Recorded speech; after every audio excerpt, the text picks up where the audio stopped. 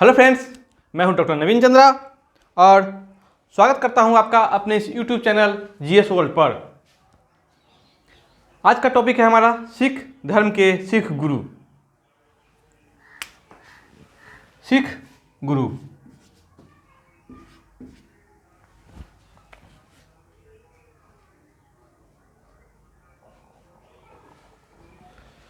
चलिए शुरुआत करते हैं हम लोग अपने अध्याय की। तो सिख धर्म के बारे में आपको पता ही है कि सिख धर्म का उदय पंजाब से हुआ है और पंजाब में ही सिख धर्म का ज़्यादा से ज़्यादा लोग रहते हैं और पंजाब सिखों के लिए ही प्रसिद्ध है। और इनके जो प्रवर्तक थे, इनके जो प्रथम गुरु थे, इनका जन्म और मरण दोनों ही पंजाब में हुआ है। भले ही वो आज जो पंजाब है वो पंजाब का कुछ हिस्सा पाकिस्तान में है। हमारे पास जो पंजाब है ओरिजिनल पंजाब नहीं है, हमारे पास पंजाब का मात्र 20 से 25% ही हिस्सा है। पंजाब का मतलब होता है 5 नदियों की भूमि। जब मैप उठाकर देखेंगे तो हमारे पंजाब में 5 नदी नहीं है, ठीक है। तो देखेंगे कि हमारा जो हिस्सा है वो अधिकतर 80% हिस्सा कहाँ गया हुआ है, पाकिस्तान में। तो इनके जो गुरु हैं, प्रवर्तक है सिख धर्म के, उनका जन्म और मरण कहाँ हुआ है, पाकिस्तान में हुआ है। तो आइए देखते हैं हम लोग सिख धर्म के तहत इनके प्रथम गुरु कौन थे, गुरु नानक जी। इनके प्रथम गुरु गुरु नानक जी। इनका जन्म हुआ था 1469 ईस्वी में और मृत्यु हुआ था 1539 ईस्वी में। देख रहे हैं ना, यह समय काल जो है यह भारत में 2 राजवंश इस समय शासन कर रहे होंगे, लोधी वंश के पराजय के बाद मुगल वंश। याद रखेंगे, ये बराबर पूछा जाता है सवाल कि गुरु नानक का समय काल कब का था, ठीक है। तो समय काल पता चल ही गया। अगर जब इनको ज्ञान की प्राप्ति हो जाएगी तो उस समय लोधी वंश के महान शासक सिकंदर लोधी शासन कर रहे होंगे। लेकिन जब इनकी ख्याति काफ़ी भारत में फैल जाएगी तो उस समय बाबर और हुमायूं के समकालीन होंगे, ठीक है। इनका जन्म कहाँ हुआ था, तलबंडी में, जो वर्तमान में नानकाना साहिब के नाम से जाना जाता है। जो वर्तमान में नानकाना साहिब के नाम से जाना जाता है और यह पाकिस्तान में स्थित है। कहाँ स्थित है, पाकिस्तान में स्थित है। हमने पहले ही बताया है कि कहाँ स्थित है, तो पाकिस्तान में। तो सिख धर्म के जो प्रथम गुरु थे या प्रवर्तक गुरु नानक जी का जन्म कहाँ हुआ है, तो पाकिस्तान के तलबंडी में, जिसका वर्तमान में नाम क्या है, तो नानकाना साहिब, जो सिखों के लिए एक तीर्थ स्थल के रूप में प्रसिद्ध है। सिखों के प्रथम गुरु गुरु नानक जी, सिख धर्म के प्रवर्तक गुरु नानक जी, सिख धर्म के प्रवर्तक गुरु नानक जी। इनकी मृत्यु हुई थी, कहाँ हुई थी, इनकी मृत्यु कहाँ हुई थी, 1539 ईस्वी में करतारपुर में, जो पाकिस्तान में है। कहते हैं अपने जीवन के अंतिम कुछ वर्ष इन्होंने करतारपुर में ही व्यतीत किए थे। और ये जो करतारपुर है यह पाकिस्तान में पड़ता है, जो भारत पाकिस्तान का बॉर्डर है, यानी पंजाब के बॉर्डर से 60 किलोमीटर की दूरी पर स्थित है। देख रहे हैं ना। तो इसको खोलने के लिए भारत सरकार ने कोशिश भी की, जो पिछले साल खुल भी गया था, लेकिन लॉकडाउन के कारण यह बंद पड़ा। फिर से प्रकाश पर्व के उपलक्ष्य में इसको खोला जा रहा है, जिसमें आपको एक दिन के लिए ही सुबह में जाने का और शाम में वापस आने का ऑर्डर होता है। यानी कि आप जाके यहाँ दर्शन कर सकते हैं। 7 किलोमीटर की दूरी पर है। उससे पहले यहाँ पर दूरबीन के माध्यम से आप करतारपुर की दर्शन कर सकते थे। पाकिस्तान सरकार सिखों को अपने देश में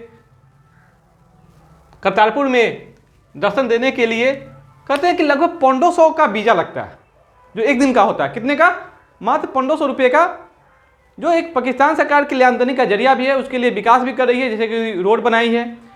सिख के जो करतारपुर का वो फेमस गुरुद्वारा है उसका विकास किए हैं।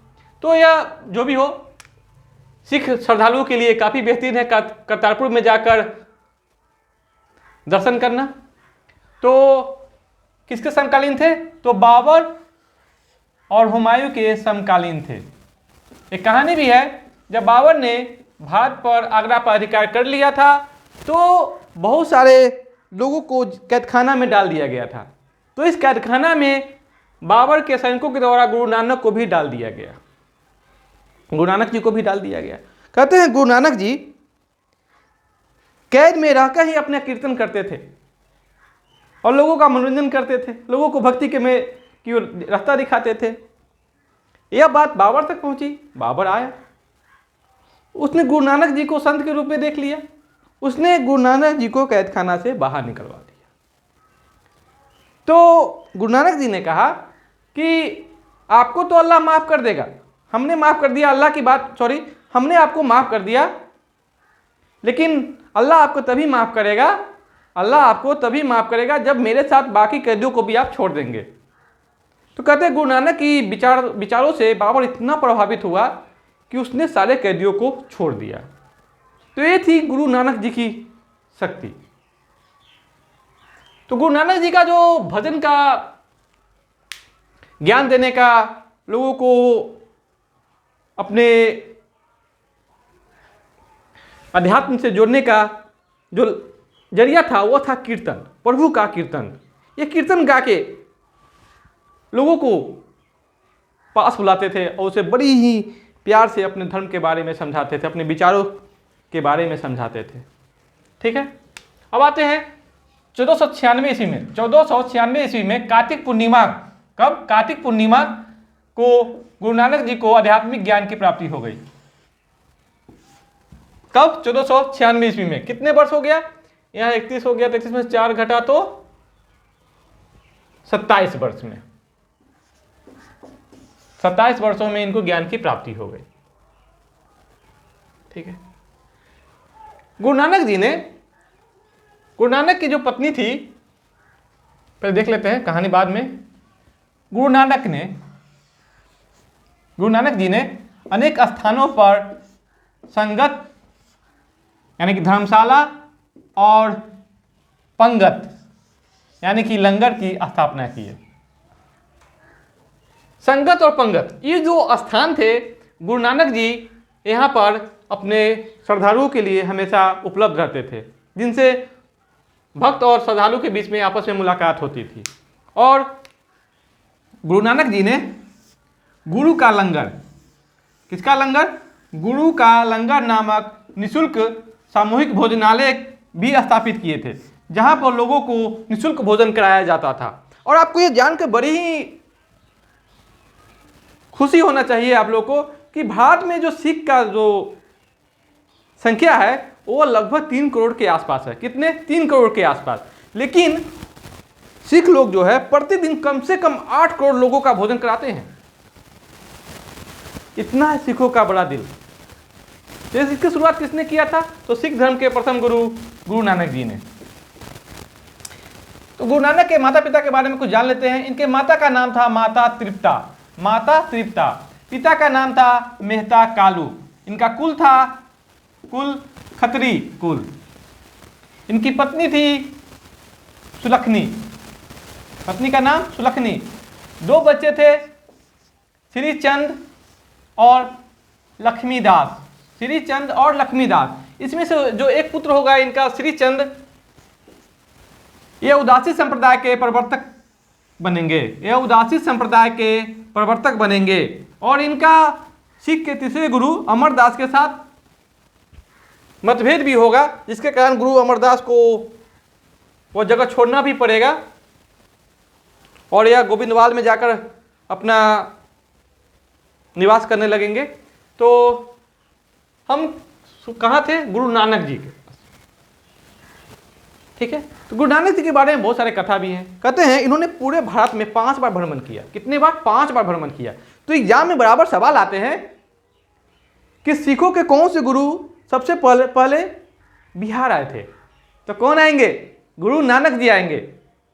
आ रही बात समझ में आपको? और गुरु नानक जी ने सिर्फ भारत में ही 5 बार भ्रमण नहीं किया, बल्कि उसने पाकिस्तान तो था ही हमारे भारत में, अफगानिस्तान, ईरान, इराक, सऊदी अरब, मिस्र के आदि अफ्रीका के, उत्तरी अफ्रीका के कुछ देशों में भी भ्रमण किए थे। ये 3-4 साथियों के साथ पूरे जगहों का भ्रमण किए थे, मक्का भी गए थे, क्योंकि इनका जो ज्ञान का अधिक है, हिंदू मुस्लिम के बुराइयों को दूर करके दोनों को एक करना चाहते थे। इसलिए पूरे भारत का भ्रमण किए, प्लस में मध्य एशिया का भी भ्रमण किए। ये जो भ्रमण का ये जो समय है, इस सिख धर्म में इस भ्रमण को उदासी कहा गया है। क्या कहा गया है? उदासी कहा गया है। गुरु नानक जी अपने अंतिम समय में जब इनकी मृत्यु की अवस्था हो जाएगी तो ये अपने पुत्र को अपना उत्तराधिकारी घोषित न करके बल्कि अपने भाई को उत्तराधिकारी घोषित कर देते हैं, लहना को। ठीक है, तो दूसरे गुरु कौन हो गए? गुरु अंगद। गुरु अंगद 1539 से 1552, लगभग 13 वर्षों का इनका गुरु काल होगा। ये सिखों के दूसरे गुरु होंगे, सिखों के दूसरे गुरु। मूल नाम क्या होगा? लहना। मूल नाम लहना। ये गुरु नानक जी का भाई होगा। देख रहे हैं ना? गुरु अंगद ने गुरु नानक जी के जो लंगर व्यवस्था था, लंगर व्यवस्था को अस्थायी करने का काम किया, इसको परमानेंटली शिफ्ट कर दिया। परमानेंट, क्योंकि लंगर व्यवस्था हमारे सिख धर्म में जो लंगर व्यवस्था है वो काफ़ी प्राचीन समय से आ रहे हैं, देख रहे हैं हम लोग, जिसको शुरुआत किया था गुरु नानक जी ने और इसको अस्थायी किया था गुरु अंगद ने। गुरु अंगद ने गुरुमुखी लिपि का शुरुआत किया था, गुरुमुखी लिपि का शुरुआत भी किया था और गुरु नानक जी के उपदेशों को सरल भाषा में प्रचार किया था, सरल भाषा में प्रचार किया था गुरु अंगद। गुरु अंगद भी अपने अंतिम समय में अपने प्रिय शिष्य गुरु अमरदास को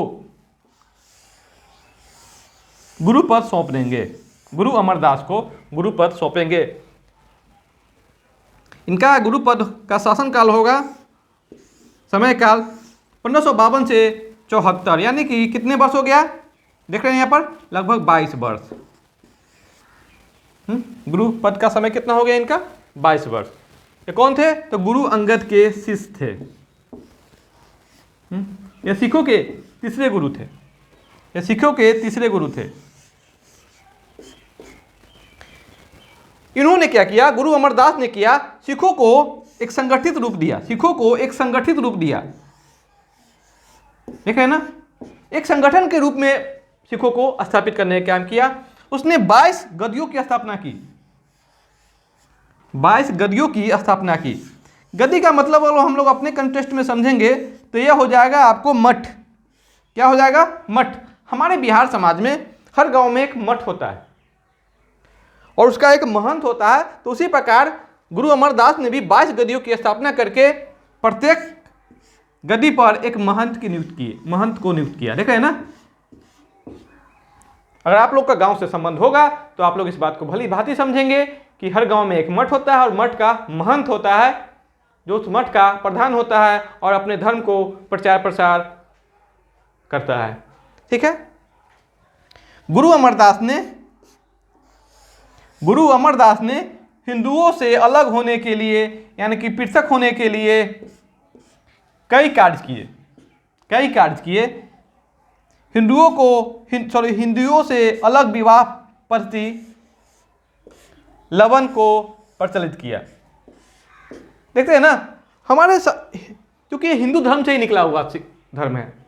सिख धर्म की उत्पत्ति कहाँ से हुआ है? हिंदू धर्म से ही हुआ है, क्योंकि गुरु नानक जी ही गाना गाते थे, राम जी के चिड़ई राम जी के खेत, खा ले चिड़ैया भर भर पेट, जब वो खेत की रखवाली करते थे।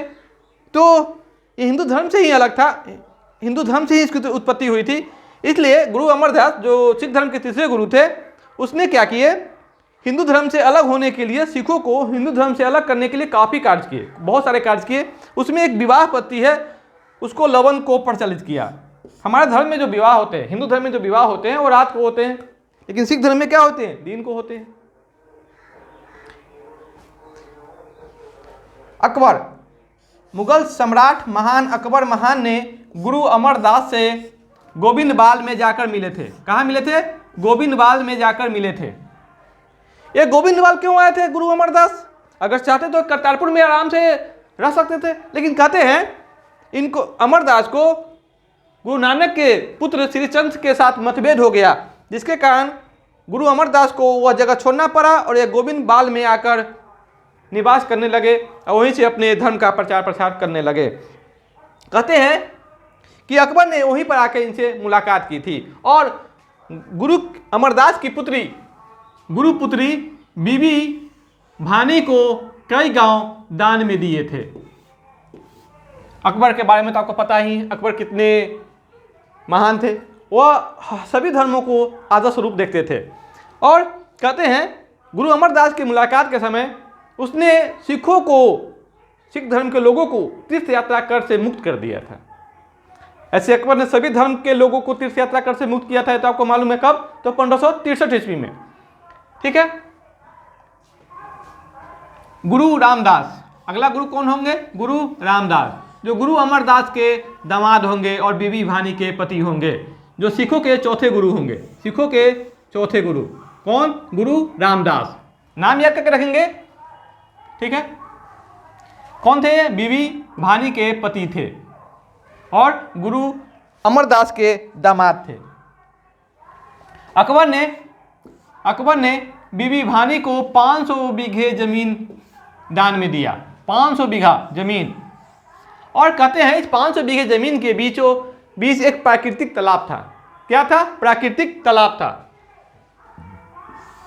आप लोग को अब समझ में आ रहा होगा, यह प्राकृतिक तालाब ही हरमंदिर साहिब बनेगा। प्राकृतिक तो तालाब है, इसी के बीचों बीच वो हरमंदिर साहिब का निर्माण होगा। तो गुरु रामदास ने इसी 500 बीघे की जमीन पे प्राकृतिक तालाब के आसपास अमृतसर नगर की स्थापना की। अमृतसर नगर की स्थापना की है, देखें ना। और गुरु रामदास ने अपने तीसरे पुत्र अर्जुन देव को गुरु का पद सौंप दिया। देख रहे ना, गुरु का पद सौंप दिया। किसको? अपने तीसरे पुत्र को। इस प्रकार गुरु का पद क्या हो जाएगा? पैतृक हो जाएगा। अब गुरु का पद पैतृक हो जाएगा, यानी कि पिता के बाद गुरु का पद उसके पुत्र को ही मिलेगा। ठीक है। तो अगला गुरु कौन होगा? गुरु अर्जुन देव सिखों के 5वें गुरु और काफी प्रसिद्ध। सिखों के 5वें गुरु और काफी प्रसिद्ध। इनका गुरु पद काल होगा 1581 से 1606 ईस्वी तक, जो लगभग कितने वर्ष हो गया? 20-26 यानी 25 वर्ष। ठीक है। यह सिखों के कौन से गुरु होंगे? 5वें, क्रम से 5वें गुरु होंगे। 1604 ईस्वी में सिखों के पवित्र ग्रंथ आदि ग्रंथ की रचना करेंगे। बराबर सवाल किया जाता है कि आदि ग्रंथ की रचना किसने किया? तो आदि ग्रंथ की रचना सिखों के 5वें गुरु अर्जुन देव ने किया। आदि ग्रंथ में, जो सिखों का पवित्र ग्रंथ है, धर्म ग्रंथ है, गुरु नानक जी के प्रार्थनाएं, गीत के साथ साथ कबीर, नामदेव, रैदास की भी रचनाओं को संकलित किया गया है। यानी कि जो आदि ग्रंथ है उसमें सिर्फ गुरु नानक जी के ही कथाएं, प्रार्थनाएं, गीत शामिल नहीं है, बल्कि उसके साथ साथ उस समय के प्रसिद्ध संत कबीर, नामदेव, रैदास आदि की रचनाओं को भी शामिल किया गया है। देख रहे हैं ना, इसमें किसी प्रकार का कोई पक्षपात नहीं है। यानी कि धर्म के आधार पर, जबकि कबीर, देख रहे हैं ना, कबीर का मार्ग अलग था, नामदेव का अलग था, रैदास का अलग था। तो ये सब इनके सुंदर विचारों को आदि ग्रंथ में शामिल किया गया। गुरु अर्जुन देव ने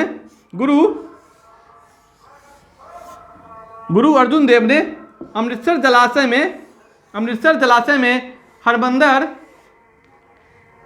साहब का निर्माण करवाया। गुरु अर्जुन देव ने अमृतसर जलाशय में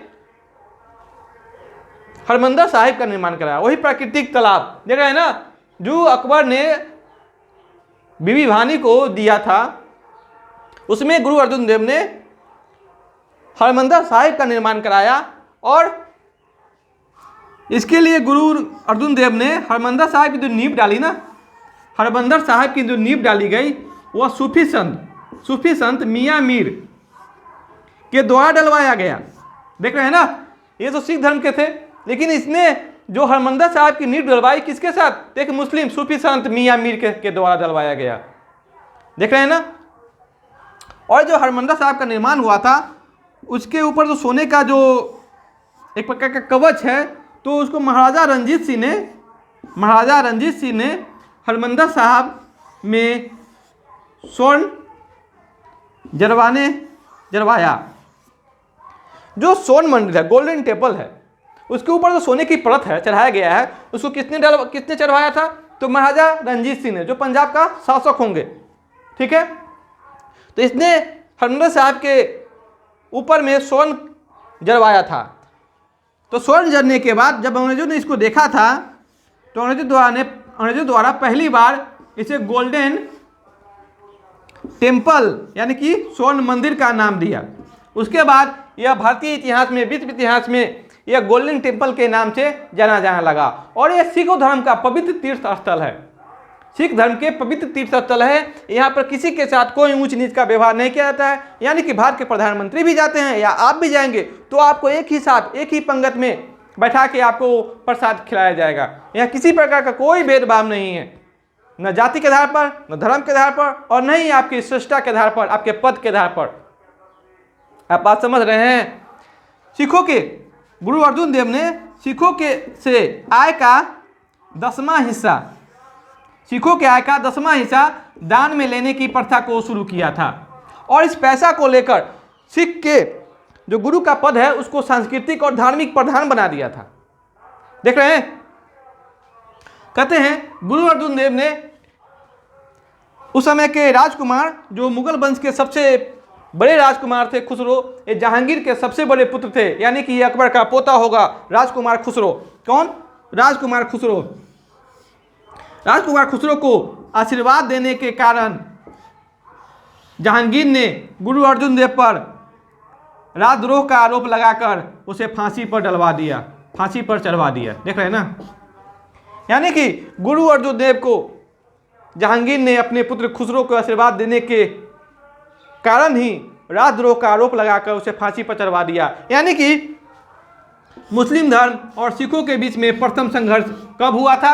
तो यह गुरु अर्जुन देव के फांसी देने के साथ ही शुरू हो गया था। इसके बाद गुरु और क्या कहते हैं, मुस्लिमों के बीच में संघर्ष शुरू हो जाएगा। अरे बात समझ में। तो आज के एक वीडियो में हम लोगों ने 5 गुरु का अध्ययन किया है। सिख के 5 गुरुओं के बारे में हम लोगों ने बहुत सारी जानकारी इकट्ठा करी है। तो अगले वीडियो में हम लोगों ने शेष के 5 गुरु, क्योंकि सिखों के कितने गुरु है? कुल 10 गुरु है। तो शेष जो 5 गुरु होंगे उसका अध्ययन हम लोग अगले वीडियो में करेंगे। मेरा ये वीडियो कैसा लगा आप लोग कमेंट बॉक्स में जरूर कमेंट करेंगे। प्लीज़ मेरे इस वीडियो को लाइक, सब्सक्राइब और शेयर करेंगे।